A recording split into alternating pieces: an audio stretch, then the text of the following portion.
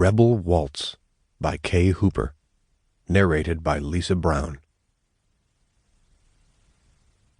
4D. Who told me what to do with the toga. Chapter 1. Spanish moss hung from the towering trees, draping branches, shadowing the drive in coolness. It should have looked gloomy, but didn't somehow. Sunlight filtered through the leaves and moss to create a mosaic on the hard-packed ground. Rory stood leaning against the opened car door, gazing around and noting that nature had been allowed to encroach on what had once, probably, been stunningly beautiful land. The woods were now thickly grown with brambles and nearly impassable.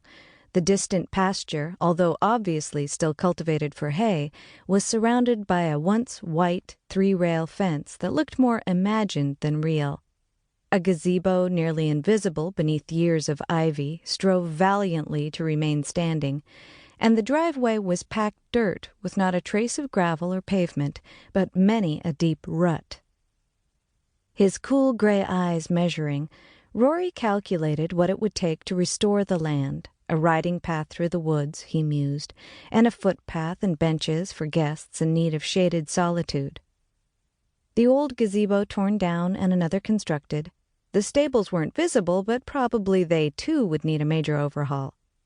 He thought of the other plantations he'd purchased and converted into resort-style hotels, then looked steadily up the tree-lined drive to the house. Outwardly, it was in better shape than most of the few remaining privately owned plantations. It possessed wide, shallow steps, a veranda extending along two sides, solid white Doric columns, and the landscaping near the building had been kept up. Red brick mellowed by time was decorated here and there by climbing ivy.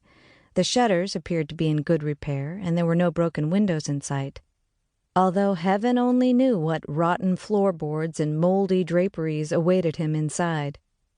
Jasmine Hall's noble owner had never allowed cameras inside the place, so Rory hadn't the faintest idea what he'd find.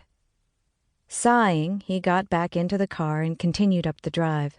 He'd stay 2 weeks, as invited, he decided, to look the place over and find out if old Jake Clairmont was really serious this time about selling Jasmine Hall. Twice before, the crusty old man had spread the word, only to back out gleefully when Rory and others had expressed interest in buying. The second time had been in Charleston, nearly a year before. The third time, 6 weeks ago. No one but Rory had taken the bait. And he was still vaguely surprised and slightly suspicious that he had been promptly invited out to visit the estate. He frowned as he parked the car in the graveled area near the house and got out, wondering if Clairmont had been foxy enough to have weeded out less interested parties by offering to sell the first 2 times and then retracting his offer.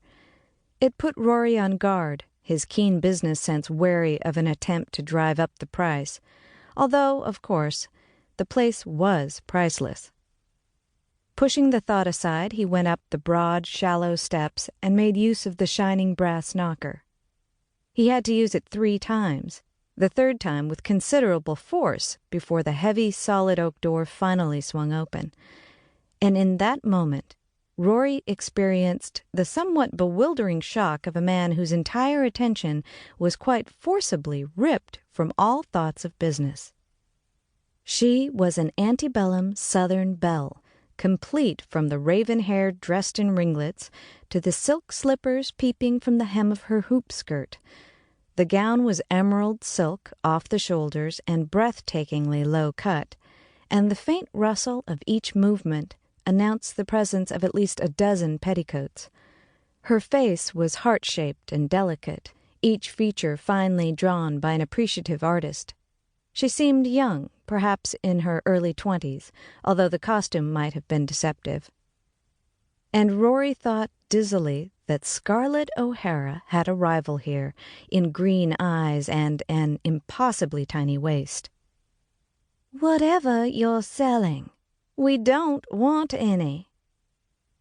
If her voice was soft and drawling, her tone at least was thoroughly modern.